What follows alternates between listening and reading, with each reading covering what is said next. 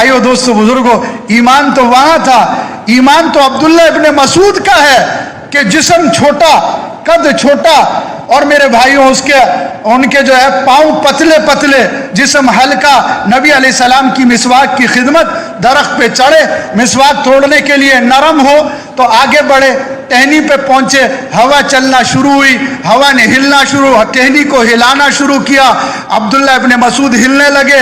راوی کہتے ہیں کأنہ عصفور من العصافیر، ایسا لگ رہا تھا کہ جیسے کوئی چڑیا ہے جو اس شاخ کے ساتھ لٹکی ہوئی ہے اور ہل رہی ہے۔ صحابہ نے ہنسنا شروع کیا، نبی علیہ السلام نے منظر دیکھا، صحابہ کو کہا عبداللہ ابن مسعود پہ مت ہنسو، ان کے دل میں ایمان احد پہاڑ سے زیادہ مضبوط ہے۔ ایمان تو عثمان ابن عفان کا ہے کہ جب داخل ہوئے تو نبی علیہ السلام نے فرمایا دخل فینا رجل، کہ آج ہم میں ابھی ایسے شخص داخل ہوئے ہیں کہ اگر اس ایک شخص کا ایمان ایک بڑی جماعت، ایک بڑے لشکر پہ تقسیم کر دیا جائے تو سب جنت میں داخل ہو جائے، سب داخل ہو جائے۔ تو میرے بھائیو دوستو بزرگو، اور قرآن کہتا ہے یا ایھا الذین آمنوا آمنو، اے ایمان والو ایمان لے آؤ، ایمان والو ایمان لاؤ، اور ایمان کے ساتھ اخلاص بندھا ہوا ہے۔ جہاں جہاں ایمان، صحابہ کہتے ہیں تعلمنا الایمان، یہ سیکھنے کی چیز ہے، ثم تعلمنا القرآن، ہم نے پہلے ایمان سیکھا پھر ہم نے اخلاص سیکھا۔ ایمان سیکھا، ایمان کی باتیں، اللہ سے ہونے کی باتیں، اللہ کی عظمت، اللہ کا، اس کو سوچا، اس کو مانگا۔ نبی علیہ السلام مانگ رہے ہیں اللہم انی اسألک ایمانا کاملا و یقینا صادقا، اے اللہ ایمان کا کمال، اللہ جن کے ایمان کی وجہ سے ایمان کو اپنے کمال کا پتہ چلا، وہ مانگ رہے ہیں کہ اللہ ایمان کا کمال عطا فرما دے۔ امت کی تعلیم کے لیے وہ مانگ رہے ہیں کہ اے اللہ یقین کا کمال نصیب فرما دے، اے اللہ ایمان بنا دے، اے اللہ یقین بنا دے۔ اب میرے بھائیو دوستو بزرگو، ایمان کی دعوت دینا، اللہ کی عظمت، اللہ کی کبریائی کو بولنا اور اس کو سوچنا، اور پھر رو رو کے اللہ سے مانگنا کہ ایمان اندر اتر جائے، ایمان اندر اتر جائے، ایمان اندر اتر جائے، پھر ایک بول کا اثر ہے، ایک کلمے کا اثر ہے، ایک بات کا اثر ہے۔ ایمان والے، ایمان والوں کی بات اور ایمان والوں کو بات۔ عمیر ابن حمام ایک صحابی ہے، آئے، آپ علیہ السلام نے ترغیب دی۔ اب ایسے لمبی چوڑی 1.5 گھنٹے کا بیان نہیں کہ پھر کہا جائے کون تیار ہے، آپ نے تھوڑی سی بات کی، کیونکہ ایمان کا ماحول، سیکھنے کا ماحول، ترقی کا ماحول، ایک دوسرے کو آگے بڑھانے کا ماحول، اللہ سے ہونے کا ماحول۔ ساری کھیتی جب تیار ہوتی ہے تو تھوڑی سی محنت چاہیے ہوتی ہے۔ آپ نے ترغیب دی قوموا الی جنت ارضها کارض السماء والارض، بڑھو اس جنت کی طرف کہ جس کی چوڑائی زمین اور آسمان کی چوڑائی کے بقدر ہے۔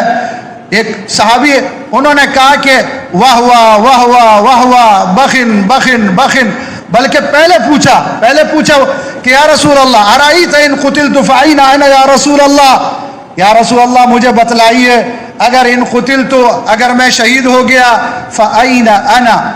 آپ نے ایک جملے کی ترغیب دی، یہاں سارا کچھ بنا ہوا تھا، اندر ایمان تھا، یقین تھا، اس جملے کی صداقت، اس کے اوپر یقین۔ تو کہا کہ یا رسول اللہ اگر میں شہید ہو جاؤں، فأین انا، میں کہاں پر جاؤں گا؟ آپ نے پھر 2 کلمے کہے، فی الجنہ، جنت میں جاؤ گے۔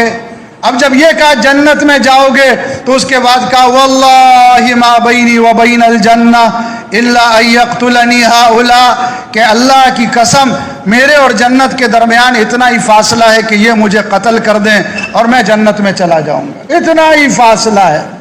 اور پھر اس کے بعد کھجوریں کھا رہے تھے تو کھجوروں کو پھینک دیا اور فرمایا کہ واللہ ان آکل هذه التمرات، کہ خدا کی قسم یہ کھجوروں کا کھانا تو لحیات طویلۃ، یہ تو بہت بڑی زندگی ہے۔ کھجوروں کو پھینکا اور گئے اور شہید ہو گئے، اندر بنا ہوا۔ اب ایسے اللہ سے رو رو کے مانگنا، اے اللہ، فرمایا ایمان اور اخلاص تو امان ہے، یہ جڑوا ہے۔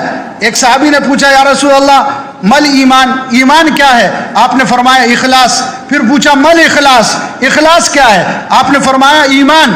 ایمان، سوال ہوا ایمان کیا ہے؟ فرمایا اخلاص۔ سوال ہوا اخلاص کیا ہے؟ فرمایا ایمان۔ اخلاص کہتے ہیں کہ عمل کو اللہ کے لیے خالص رکھنا، کرنا بھی اور رکھنا بھی۔ اب یہ اخلاص جس کے دل میں اللہ ہو، کیا یہ ہو سکتا ہے کہ اس کا عمل کسی اور کے لیے ہو؟ ہاں، جس کو پتا ہے کہ سارے کام بادشاہ کے ساتھ متعلق ہیں اور بادشاہ خود آ کے میرے گھر پہ بیٹھا ہوا ہے، تو یہ پاگل ہی ہوگا جو کسی چپڑاسی کے پاس جا کر اس کی منتیں کر رہا ہے۔ تو ایسے ہو نہیں سکتا، اس لیے فرمایا کہ اخلاص والے ہدایت کے چراغ ہیں، چراغ۔ حضرت معاذ ابن جبل رضی اللہ تعالیٰ عنہ کو یمن بھیج رہے ہیں، جماعت میں بھیج رہے ہیں، دعوت کے لیے بھیج رہے ہیں، اللہ کے راستے میں بھیج رہے ہیں، اور پھر ساتھ میں نصیحت کرتے ہوئے فرماتے ہیں اخلص العمل یکفیک قلیل من العمل، کہ اے معاذ عمل کو اللہ کے لیے خالص رکھو، عمل کو اللہ کے لیے خالص رکھو، تھوڑا سا عمل بھی تمہارے لیے کافی ہو جائے گا، تھوڑا بھی۔ اس لیے فرمایا من قال لا الہ الا اللہ مخلصا دخل الجنہ، کہ جس نے اخلاص کے ساتھ لا الہ الا اللہ کہا۔ ایک ہے احتساب، ایک ہے اخلاص۔ احتساب کہتے ہیں کہ عمل پر جو اللہ کے وعدے ہیں ان وعدوں پر یقین ہو کہ اللہ واقعی یہ دیں گے، اللہ مجھے دیں گے کیونکہ اللہ نے وعدہ فرمایا ہے۔ اور ایک ہے عمل، عمل کا کرنا وہ اللہ کی رضا کے لیے، عمل اللہ کے لیے، اور جو اس پر اللہ مجھے دیں گے ان وعدوں کو سامنے رکھے اور اس کا یقین ہو، اس کا یقین ہو، اخلاص۔ تو میرے بھائیوں، دوستوں، بزرگوں، یہ ایمان اور اخلاص اندر آ جائے، یہ ایمان اور اخلاص، یہ صفت اندر آ جائے، ایمان والوں سے ایمان پھیلے گا، اخلاص والوں سے اخلاص پھیلے گا۔ ایمان والوں کے ساتھ جب آدمی چلے گا تو ایمان آئے گا، اخلاص والوں کے ساتھ جب آدمی چلے گا اخلاص آئے گا۔ ایمان اور اخلاص کے لیے جب قربانیاں کرے گا اور محنت کرے گا، سب سے پہلی بات کہ آدمی سمجھے تو صحیح کہ مجھے یہ خزانہ حاصل کرنا ہے، کہ جس کا ذرہ ذرہ ذرہ نقطہ اسے کہتے ہیں جو آگے تقسیم نہیں ہو سکتا، وہ نقطہ اگر مل گیا تو اس نقطے کی وجہ سے اللہ تعالیٰ اس دنیا سے 10 گنا بڑی جنت عطا فرمائیں گے، 10 گنا بڑی جنت عطا فرمائیں گے۔ نقطہ تو یہ کلمے کا مطالبہ ہے، یقین بدلو، کلمے کا مطالبہ ہے، طریقے بدلو، کلمے کا مطالبہ ہے لا الہ الا اللہ کا، کہ نیتوں کو بدلو، مطالبہ ہے، طریقے بدلو۔ اس لیے ہر طریقہ جو نبی علیہ السلام کے طریقے کے خلاف ہوگا وہ آدمی کو ہلاکت کی طرف لے جائے گا۔ قرآن کہتا ہے وَمَا آتَاكُمُ الرَّسُولُ فَخُذُوهُ وَمَا نَهَاكُمْ عَنْهُ فَانْتَهُوا، کہ جو رسول دے وہ لے لو، جس سے روکے اس سے رک جاؤ۔ إِن تُطِيعُوهُ تَهْتَدُوا، اگر رسول کی اطاعت کرو گے تمہیں ہدایت ملے گی۔ سب سے قیمتی خزانہ ہر نماز کی ہر رکعت میں واجب قرار دے دیا گیا کہ مانگو اهدنا الصراط المستقیم، ان تطیعوه تهتدوا۔ اور فرمایا لقد كان لكم في رسول الله اسوة حسنہ، بہترین نمونہ ہے، نبی علیہ الصلوۃ والسلام کے طریقے کو اختیار کرو۔ صحابہ کے دل کے اندر تڑپ ہوتی تھی، جذبہ ہوتا تھا۔ عبداللہ ابن عمر رضی اللہ تعالی عنہما، اللہ محبت کرنے والے تھے، عاشق تھے، اس لیے حج کے لیے گئے، واپسی وہاں جاتے ہوئے ایک جگہ پہ رکے، کہا اتارو، اتارا، گئے ایک جگہ بیٹھے اور پھر واپس آئے، کہا مجھے حاجت کی ضرورت نہیں تھی لیکن میں نبی علیہ الصلوۃ والسلام کے ساتھ حج میں تھا، اس جگہ نبی علیہ الصلوۃ والسلام نے اتر کر تقاضا فرمایا تو میں اس سنت کی ان کی اتباع میں، مجھے تقاضا نہیں تھا، اترا اور آگے بڑھ کے میں بھی بیٹھا اور میں نے تقاضے کی صورت بنائی۔ یہ محبت ہے، یہ محبت ہے۔ حضرت عمر رضی اللہ تعالیٰ عنہ جمعہ پڑھانے کے لیے جا رہے ہیں مسجد نبوی کی طرف، مسجد کی طرف، راستے میں بیچ میں ابن عباس رضی اللہ تعالیٰ، حضرت عباس رضی اللہ تعالیٰ عنہ کا گھر، حضرت عباس رضی اللہ اوپر جو ہے وہ مرغی ذبح کی، اس کا خون، وہ خون پر نالے میں آنے لگا، یہاں سے یہ گزر رہے تھے، دھیان نہیں دیا، خون کے چینٹے، واپس گئے، پھر کپڑے بدلے، نماز کے بعد کہا کہ یہ اس پر نالے کو یہاں سے ہٹا دو، فرمایا ٹھیک ہے، ہٹا دیا۔ دوسرا کوئی موقع آیا تو حضرت عباس رضی اللہ تعالیٰ عنہ نے عرض کی، فرمایا کہ وہ پرنالہ آپ نے کہا تھا میں نے ہٹا دیا، لیکن یہ پرنالہ یہاں نبی علیہ الصلوۃ والسلام نے لگایا تھا، بھتیجے لگایا تھا۔ اب جیسے ہی یہ سنا حضرت عمر رضی اللہ تعالیٰ عنہ نے حضرت عباس کا ہاتھ پکڑا اور کہا کہ آپ میرے کندھوں پہ چڑھ کر اس پرنالے کو وہیں لگائیں جہاں محمد الرسول اللہ صلی اللہ علیہ وسلم. یہ آگے کی بات ہے، ایک تو شریعت دین آگے کی بات، کہ وہ غم، وہ درد، وہ فکر، یہ اس سے ہر چیز میں اتباع نبی علیہ الصلوۃ والسلام کا، شکل میں، صورت میں، انداز میں. تو میرے بھائیو دوستو بزرگو یہ آ جائے، ایسے ہی میرے بھائیو دوستو بزرگو علم کی صفت آ جائے کہ جہالت ہلاکت ہے، غفلت ہلاکت ہے، جہالت ظلمت ہے، غفلت ظلمت ہے، اور اس کے مقابلے میں علم ہے. فرمایا العلم نور یقذفہ اللہ فی قلب المؤمن، کہ علم وہ نور ہے جو اللہ مومن کے دل میں ڈالتے ہیں. مومن کے دل میں، دل کے اندر نور پیدا ہوتا ہے. تو جیسے خارجی روشنی کی وجہ سے انسان کی آنکھ چیزوں کی حقیقتوں، چیزوں کے جسموں کو دیکھتی ہے، ایسے ہی جب عمل کا نور ہوتا ہے، علم کا نور ہوتا ہے، تو اس نور کی وجہ سے انسان کا دل وہ چیزوں کی حقیقتوں کو دیکھتا ہے.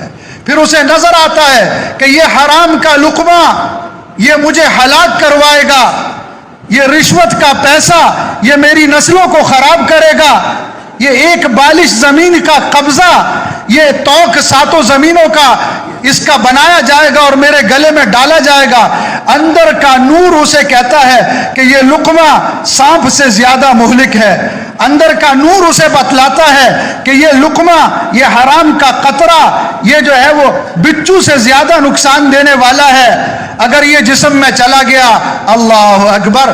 ابو بکر صدیق رضی اللہ تعالیٰ عنہ، بھوک لگی ہے اور خادم کھجورے لایا، غلام کھجورے لایا، بھوک کی شدت کی وجہ سے کھجور کھائی. پھر خیال آیا، پوچھا کہاں سے، اس نے بتایا، پتہ چلا طریق جو ہے وہ صحیح نہیں تھا.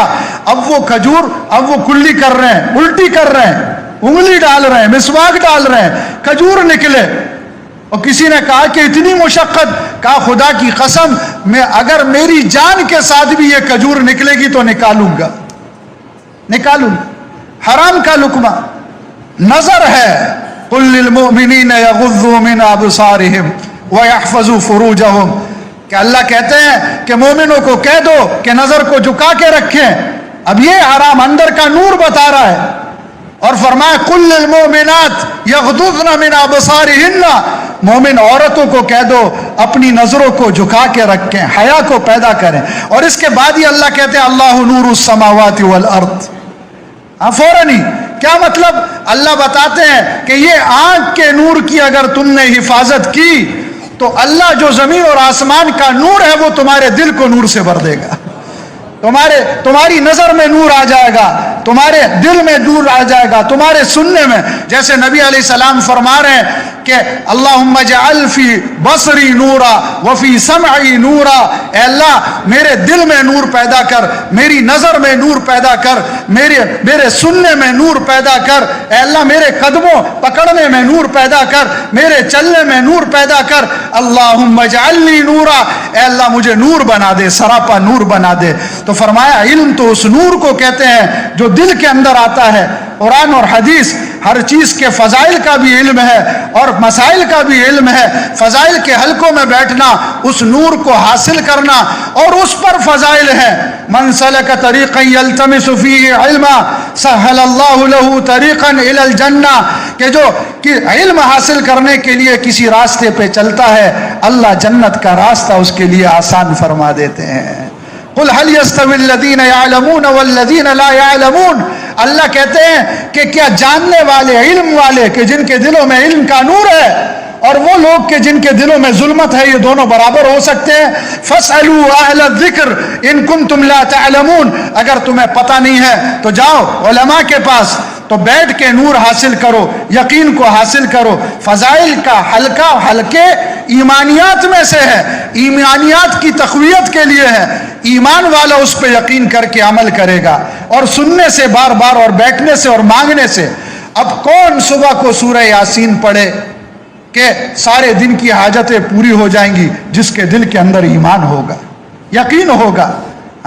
کون اذا حسبہ امر فزع الی الصلاۃ کہ جب کوئی معاملہ پیش آئے تو نماز پڑھے فوراً جس کو یقین ہوگا. کون سورہ واقعہ پڑھ کے مطمئن ہو جائے کہ فاقہ نہیں آئے گا جس کو یقین ہوگا.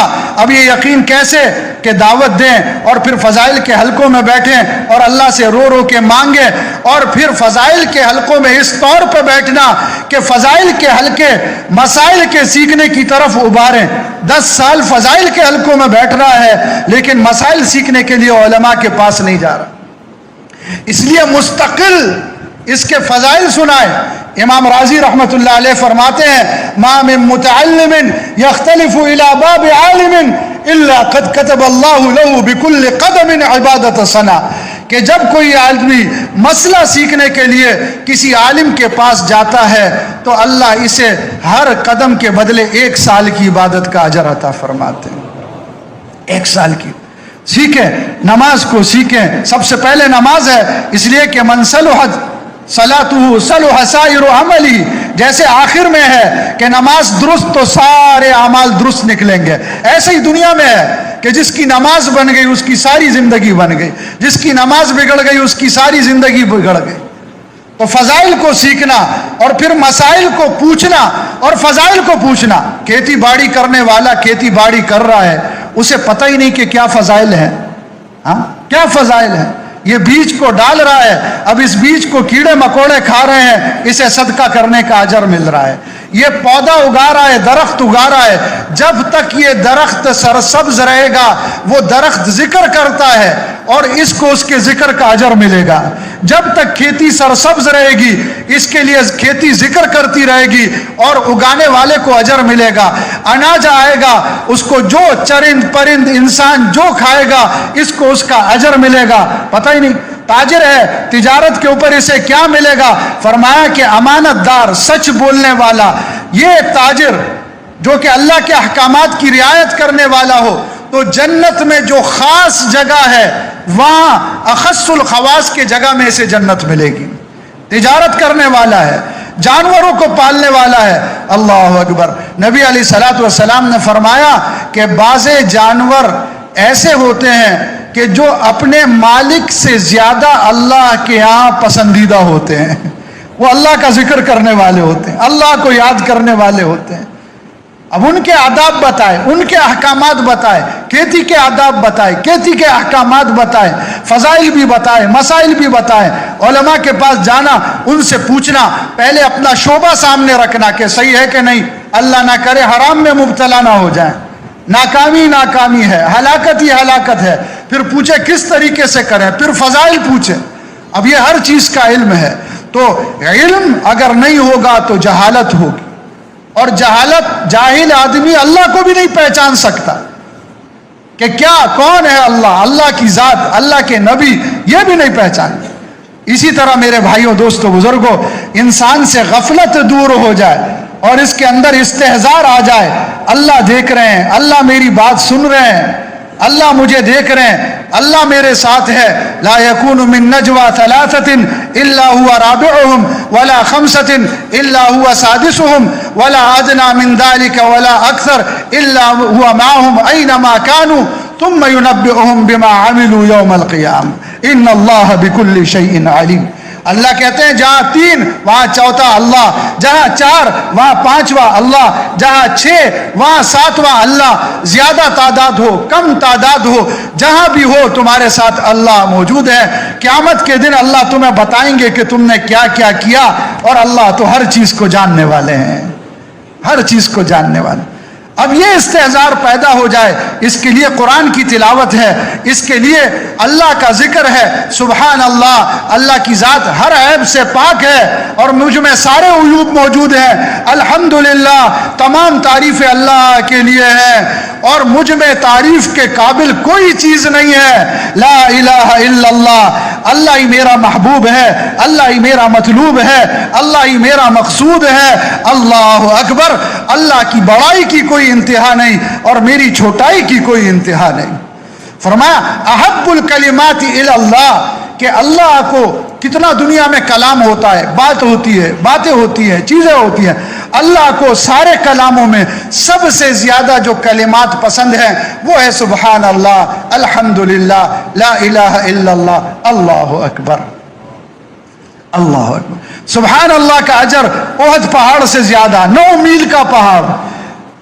اللہ الحمدللہ کا اجر احد پہاڑ سے زیادہ، اللہ اکبر کا اجر احد پہاڑ سے زیادہ، لا الہ الا اللہ کا اجر زمین اور آسمان کے درمیان کے خلا کو پر کر دیتا ہے، بڑھ دیتا ہے۔ موقع ہے آدمی تو استحضار حاصل کرے، دھیان حاصل کرے۔ فرمایا اللہ کہ جس کو حیا آتی ہے کہ جب بندہ اپنے ہاتھوں کو اللہ کی طرف بلند کرتا ہے اور اللہ سے مانگتا ہے تو ان اللہ حی کریم، اللہ تو بہت حیا دار ہیں، حیا کرنے والے ہیں، اللہ تو بہت کریم ہے۔ اللہ کو حیا آتی ہے کہ جب کوئی بندہ اس سے مانگے اور اللہ اس کو خالی اس کے ہاتھوں کو کر دے۔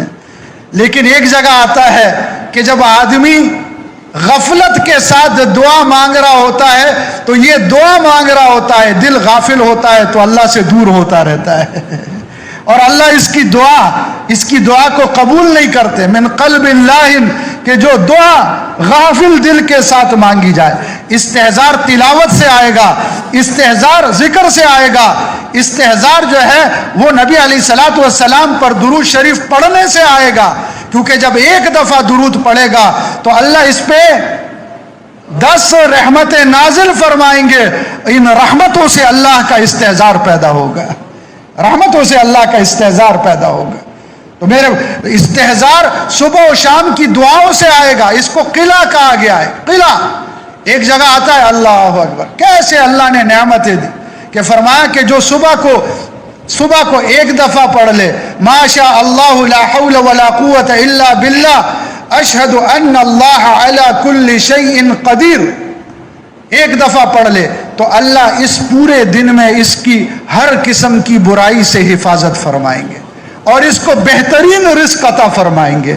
اور جو شام کو پڑھ لے ما شاء اللہ لا قوت الا باللہ اشہد ان اللہ علی کل شیء قدیر، تو اس رات میں اللہ اس کو ہر قسم کی برائی سے محفوظ رکھیں گے اور اس کو بہترین رزق عطا فرمائیں گے، بہترین رزق عطا فرمایا کہ جو نماز فجر کی پڑھے اور اس کے فوراً بعد آیت الکرسی پڑھے تو ظہر تک اس کی حفاظت ہو گئی، ظہر کے بعد آیت الکرسی پڑھے عصر تک اس کی حفاظت ہو گئی، عصر کے بعد آیت الکرسی پڑھے مغرب تک حفاظت ہو گئی، مغرب کے بعد پڑھے تو پھر عشاء تک حفاظت ہو گئی، عشاء کے بعد پڑھے تو پھر فجر تک اس کی حفاظت ہو گئی۔ جس دن آیت الکرسی پڑھی اس دن موت بھی نہیں آئے گی۔ ہم نے اپنے استاد سے پوچھا جب یہ فضیلت سامنے آئی تو ہم نے کہا جی جس دن مقدر میں موت ہوگی کہا اس دن آیت الکرسی پڑھنا بھول جائے گا۔ کہ وہ فضیلت ہے، پڑھنا بھول جائے گا۔ تو میرے بھائیوں دوستوں بزرگوں، یہ قلعے ہیں، صبح شام کی دعائیں، اٹھنے بیٹھنے جاگنے چلنے پھرنے ہر چیز دعائیں دعائیں دعائیں دعائیں، یہ ان دعاؤں کو یاد کریں۔ وہ دعائیں جو پریشانی کی وقت ہیں، وہ دعائیں جو خوشی کی وقت ہیں، وہ دعائیں صحابہ کا رخ تھا نا، جب آدمی جیسے دنیا کا رخ ہوتا ہے تو دنیا کی نئی نئی چیزیں اس کے اوپر کھلتی رہتی ہیں۔ اب صحابہ کا رخ تھا تو ایک صحابی ہاتھ اٹھا کے دعا مانگ رہے ہیں، اللہم انی اسألک بأنک انت اللہ لا الہ الا انت الاحد الصمد الذی لم یلد ولم یولد ولم یکن لہ کفوا احد۔ صحابی مانگ رہے ہیں دعا، ہاتھ اٹھائے ہوا ہے، اللہم انی اسألک، کہ اللہ میں تجھ سے سوال کرتا ہوں، بأنک انت اللہ، اس لیے کہ تو ہی اللہ ہے، تیرے علاوہ کس سے مانگوں، الاحد الصمد کہ جو اکیلا ہے یکتا ہے، الصمد کہ سب اس کے محتاج، وہ کسی کا محتاج نہیں، لم یلد ولم یولد ولم یکن لہ کفوا احد۔ نبی علیہ السلام نے فرمایا کہ اس نے ایسے کلمات سے اللہ کا ذکر کیا ہے، اب یہ جو مانگے گا اللہ اسے عطا فرمائے گا، جو مانگے۔ اب صحابی ہیں، کھول لیں، اللہ کھول رہے، رخ ہے اس طرف۔ تو میرے بھائیوں دوستوں بزرگوں، تاکہ غفلت دور ہو، دھیان پیدا ہو، ہر آن ہر گھڑی اللہ میرے ساتھ ہے، اللہ میرے ساتھ، اللہ میری بات کو سن رہے ہیں۔ اور میرے بھائیوں دوستوں بزرگوں، یہ سارا ایمان ہے، اخلاص ہے، علم کا نور ہے، فضائل اور مسائل، کا استحضار فضائل مسائل اور اللہ کا استحضار اور یہ دھیان اور توجہ اس کو سب سے پہلے لے کر آنا ہے نماز کے اندر، کیونکہ من صلحت صلاته صلح سائر عمله، نماز بن گئی سارے شعبے بن جائیں گے، نماز بن گئی ساری زندگی بن جائے گی۔ سلیمان علیہ السلام دعا مانگ رہے ہیں، نماز پڑھ کے دعا مانگ رہے ہیں کہ قال رب اغفر لی وہب لی ملکا لا ينبغی لأحد من بعدی انک انت الوہاب، کہ اللہ مغفرت، پہلے آخرت مانگی، پھر کہا کہ اے اللہ ایسی حکومت دے دے کہ میرے بعد کسی اور کو نہ ملے۔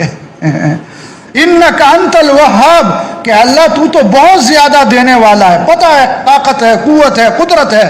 نبی کو استحضار ہے، مانگ رہے ہیں، اور اللہ فوراً فسخرنا له الريح تجري بأمره رخاء حيث اصاب، کہ ہم نے ہوا کو مسخر کر دیا کہ جہاں وہ جاتے تھے ہوا ساتھ ساتھ ہوتی تھی۔ والشیاطین کل بناء وغواص، اور جنات کو بھی حوالے کر دیا، سارا کچھ ان کے حوالے کر کے کہہ دیا ھذا عطاؤنا، کہ یہ ہماری عطا ہے کہ جو ہم نے آپ کو دے دی۔ تو میرے بھائیو دوستو بزرگو، اللہ اکبر، میرے بھائیو دوستو بزرگو، اب یہ سب سے پہلے نماز سب سے بڑی، اللہ علماء نے لکھا، اللہ ہمیں سمجھ عطا فرمائے، قتل سے بڑا گناہ ہے نماز کا چھوڑنا، فرض نماز کا چھوڑنا، زنا سے بڑا گناہ ہے فرض نماز کا چھوڑنا، ڈاکے سے بڑا گناہ ہے فرض نماز کا چھوڑنا، ہر گناہ سے بڑا گناہ ہے نماز کا چھوڑنا۔ شیطان نے ایک سجدہ نہیں کیا تھا، کیا حال ہو گیا۔ اب میرے بھائیو دوستو بزرگو، اس لیے فرمایا کہ یوں کا ان لکل شیء علم وعلم الایمان الصلاۃ، کہ ہر چیز کی کوئی نہ کوئی نشانی ہوتی ہے، اور ایمان کی نشانی نماز ہے۔ جس کی نماز جاندار اس کا دین جاندار، جس کی نماز شاندار اس کا ایمان شاندار، اس کا دین اور ایمان شاندار تو سارا دین شاندار۔ تو میرے بھائیو دوستو بزرگو، نماز بن جائے، نماز بن جائے، ایک ایک جز، ایک ایک رکن وہ ایمان کے ساتھ ہو، اخلاص کے ساتھ ہو، اور علم کے نور کے ساتھ، فضائل کے ساتھ ہو، مسائل کے استحضار کے ساتھ ہو، علماء سے پوچھ کر کیا ملے گا اللہ اکبر پر، یہ اللہ اکبر سے لے کر سلام تک، اللہ اکبر سے لے کر سلام، مسائل کے حل کے لیے، کیونکہ اللہ کرتے ہیں، اللہ سے ہوتا ہے، اعمال پہ کرتے ہیں، اعمال میں سب سے بڑا عمل نماز کا دیا گیا ہے، آسمانوں سے لے کر آئے ہیں سارے احکامات، زمین وہاں آسمان پہ ملا، آسمانوں سے لے کر آئے، نماز کا حکم آیا، پڑھیں، اور اللہ نے نماز کو ایمان کہا ہے، ایمان۔ تو اب میرے بھائیو دوستو بزرگو، یہ نماز بن جائے، جیسے ہر صفت کے لیے دعوت، اسی طرح نماز کے لیے دعوت، نماز بن جائے۔ اب نماز اور اسی طرح دعوت کے ساتھ پھر پڑھنا، کہ ہمارے بڑے تھے مولانا یوسف صاحب رحمۃ اللہ علیہ، فرمایا کرتے تھے اگر 500 رکعت بھی پڑھنی پڑے کہ جہاں پر اللہ کے غیر، اللہ کے علاوہ کسی اور کا دھیان نہ ہو، تو پڑھو، محنت کرو، نماز کو بناؤ۔ تو جس کی نماز بن گئی، بدر کا موقع ہے، نبی علیہ السلام ساری رات نماز پڑھ رہے ہیں، دعا مانگ رہے ہیں، آسمان سے فرشتے اتروا لیے۔ وہ صحابی کا واقعہ حکایات میں لکھا ہے کہ جب وہ ڈاکو نے کہا کہ بس اب آخری بتاؤ کیا کوئی تمہاری بات ہو، کہا 2 رکعت نماز پڑھنا چاہتا ہوں۔ اب نماز پڑھے، بھول گیا کہ کیا پڑھوں، خوف ہے، تو امن یجیب المضطر، یہ آیت جاری ہوئی، اور وہاں سے جو ہے وہ فرشتہ آیا آسمانوں سے اور ہلاک کر دیا۔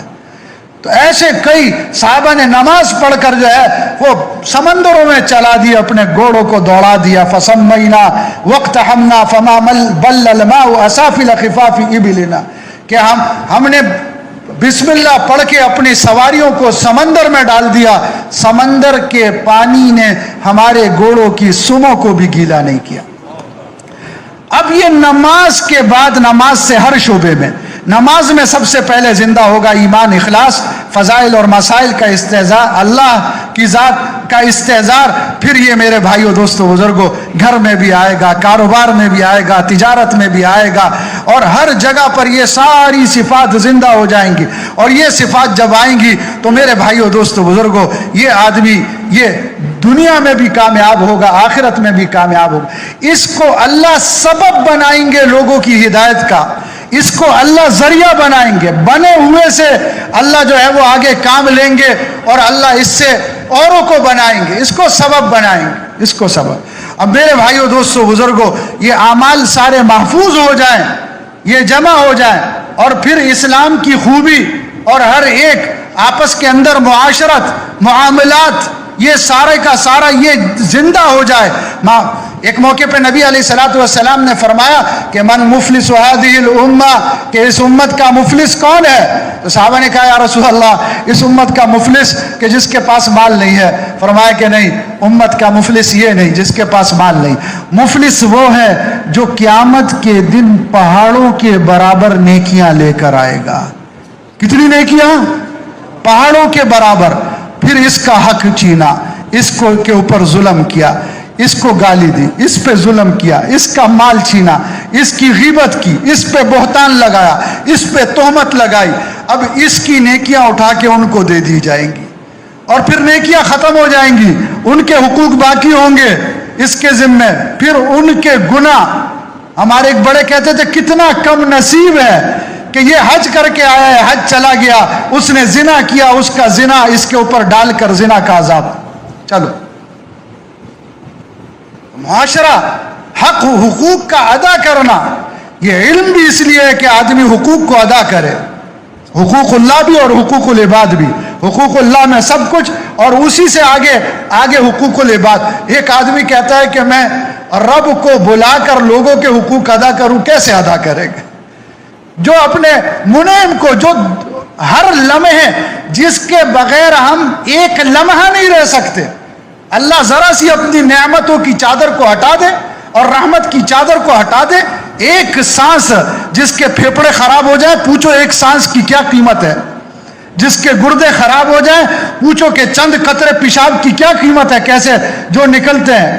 جس کو قبض ہو جائے اور پوری رات پھرتا ہے اس سے پوچھو کہ یہ پخانہ کرنے کی کتنی بڑی نعمت ہے کہ آرام سے کرتا ہے.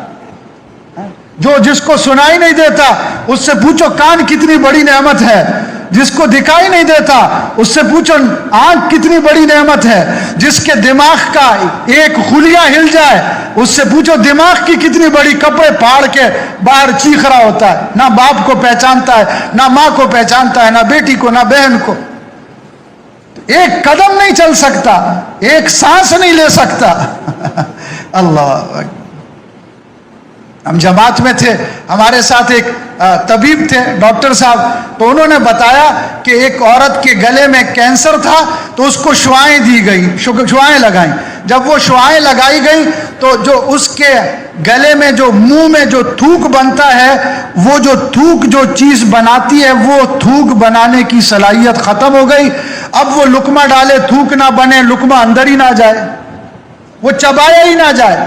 پھر وہ آج سے کتنے سال, 17-18 سال, کہ وہ کہتے تھے کہ پھر وہ ایک انجیکشن لگاتی تھی روزانہ, ایک صبح ایک شام, کہ جب وہ لگتا تھا تو کچھ دیر کے لیے منہ میں تھوک پیدا ہو جاتا تھا, اور وہ اس وقت ہزاروں روپے کا. جب میں نے سنا میں نے کہا اللہ, پتہ نہیں کتنی اندر تیری نعمتیں ہیں کہ جن پہ ساری زندگی میں ایک دفعہ بھی ہم شکر نہیں ادا کرتے, پتہ ہی نہیں ہوتا, پتہ ہی نہیں ہوتا. ہمارے استاد سے مولانا عبد الرحمان صاحب, تو ان کی نظر میں مسئلہ آیا تو انہوں نے فرمایا کہ طبیب نے کہا کہ یہ ایک آنکھ ہے, اس میں ہزاروں کیمرے لگے ہوتے ایک آنکھ میں, تو اس میں سے آپ کے بعض کیمرے انہوں نے کام کرنا چھوڑ دیا. بعض اب وہ ساری سامنے پوری صورت نہیں آتی. تو میرے بھائیو دوستو بزرگو, اللہ اکبر. اس لیے یہ جو ہے ہر ایک کا حق ادا کرنے والے بن جائے. اللہ کا حق سب سے پہلے, جو رب کو پہچانے گا وہ سب کو پہچانے گا, جو رب کو نہ پہچانے بلا کر وہ کسی کا حق نہیں ادا کرے. کافر اگر ماں باپ کی خدمت کرے گا تو اس کو تو جنت, اس کے لیے وہ وعدے تھوڑی ہیں, کیوں نہیں ہیں؟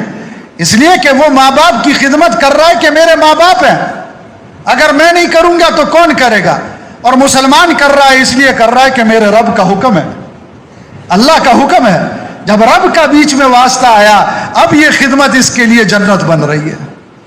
باپ کو جنت کا بڑا دروازہ کا اوسط ابواب الجنہ، ماں کے قدموں کے نیچے جنت.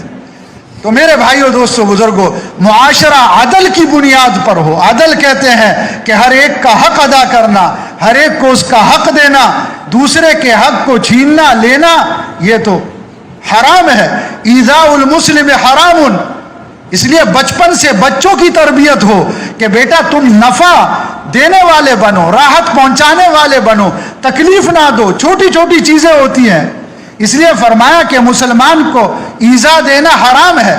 یوں معاشرہ بن رہا ہے، معاشرے کے آداب بتائے جا رہے ہیں.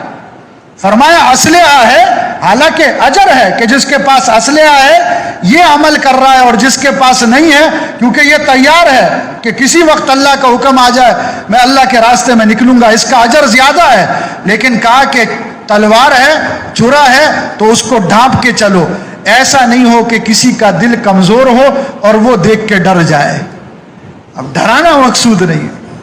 عورتیں کمزور ہے، خیرکم خیرکم لأہلہ، کہ تم میں سے بہترین وہ ہے جو اپنے اہل کے ساتھ بہترین ہو، بہترین ہو. وہ بہت یہ تو کہنے کا مطلب یہ کہ عدل، کہ ہر ایک کا حق ادا کیا جائے. پھر ان اللہ یامرکم بالعدل والاحسان، اس کے بعد کا درجہ یہ ہے کہ احسان والا معاملہ کرو. احسان، کیونکہ اللہ کہتے ہیں واللہ یحب المحسنین، کہ اللہ احسان کرنے والے کو پسند کرتے ہیں. اللہ احسان کرنے والوں کو پسند کرتے ہیں. امام زین العابدین ہیں، بڑے امام ہیں، مہمان آئے بیٹھے ہیں، اتنے میں جو ہے وہ کام کرنے والی بچی جو باندی تھی، تو باندی جو ہے وہ کچھ لے کر آئی. اب اس وقت کے اعتبار سے مہمانوں کے لیے جو شوربہ یا یخنی یا جو بھی تھا وہ لائی. اب وہ رکھنے لگی تو وہ اس کے ہاتھ سے پھسل گیا اور حضرت کے کپڑوں پر اور سارے ان کی داڑھی پر، چہرے پر گرم گرم، اور وہ سارا جل گیا. اب چہرے پر غصے کے اثرات. تو اب وہ انہیں کے گھر میں پلی بڑی تو اس نے فوراً کہا، قرآن کی آیت پڑھی والکاظمین الغیظ، کہ اللہ والے وہ ہیں جو غصے کو دباتے ہیں. اب جب آیت کا یہ ٹکڑا سنا تو فوراً انہوں نے کہا کظمت غیظی، کہ میں نے اپنے غصے کو دبا دیا. پھر یہ کہ صرف غصے کو نہیں دباتے، کہ جس وقت اچانک غصہ آیا دباتے ہیں. والعافین عن الناس، کہ معاف بھی کر دیتے ہیں. تو فوراً دوسرا جب یہ آیت کا ٹکڑا یہ حصہ سنا تو کہا عفوت عنکی، کہ جا تجھے معاف بھی کیا. اب اس باندی نے اگلا حصہ پڑھا واللہ یحب المحسنین، کہ صرف اتنا ہی نہیں، آگے اللہ احسان کرنے والوں کو پسند کرتے ہیں. کہا جا تجھے اللہ کے لیے آزاد کر دیا، آزاد کر دیا. تو احسان کا معاملہ ہو کہ زن و ارجح، کہ تولو بھی اور جھکتا تول کر دو، جھکتا ہوا تولو. اور پھر اس کے بعد آگے درجہ وَيُؤْثِرُونَ عَلَىٰ أَنفُسِهِمْ وَلَوْ كَانَ بِهِمْ خَصَاصَةٌ، کہ معاشرے کو ایثار پر لے کر آؤ. ایثار کسے کہتے ہیں؟ کہ مجھے ضرورت ہے، میرے بچوں کو ضرورت ہے، لیکن میرے ساتھ دوسرا ہے، میں اپنی ضرورت پہ اس کی ضرورت کو ترجیح دے کر اسے دیتے، میں گزارا کروں گا اسے مل جائے. ہم نہیں کھائیں گے. مہمان آ گیا، نبی علیہ السلام کا مہمان ہے، کون لے کر جائے گا؟ گھروں میں دوڑایا، کچھ نہیں ہے. بھائی نبی علیہ السلام کا مہمان کون لے کر جائے گا؟ ایک صحابی کھڑے ہو گئے کہ میں مہمانی کے لیے تیار ہوں، لے کے چلے گئے. گھر میں بیوی سے کہا، بیوی نے کہا کہ اللہ تم پہ رحم کرے، گھر میں تو کچھ نہیں ہے، چھوٹے بچوں کے لیے کچھ رکھا ہے.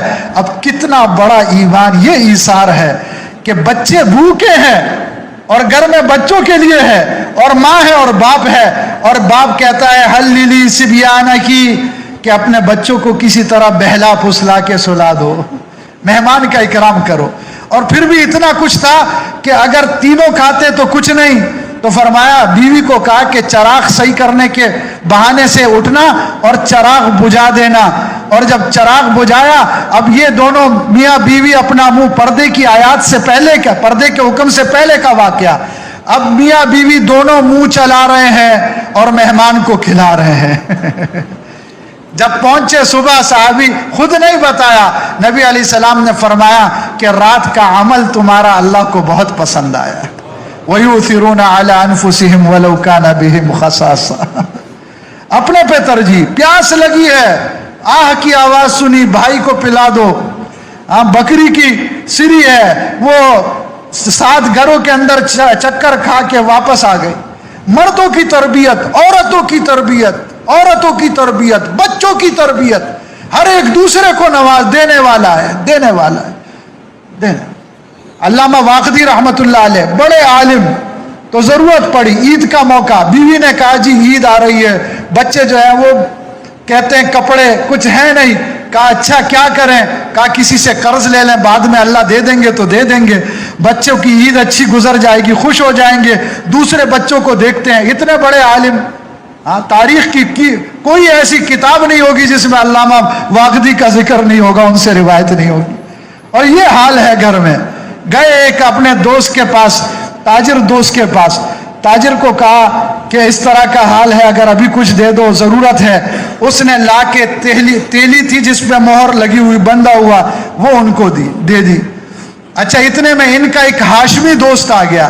वो हाशमी दोस्त ने कहा कि घर में ऐसा, अल्लामा वाकदी ये घर में दाखिल हुए, बीवी से कहा कि जी वो एक दोस्त आया है, उसके घर में भी हाजत है, ज़रूरत है।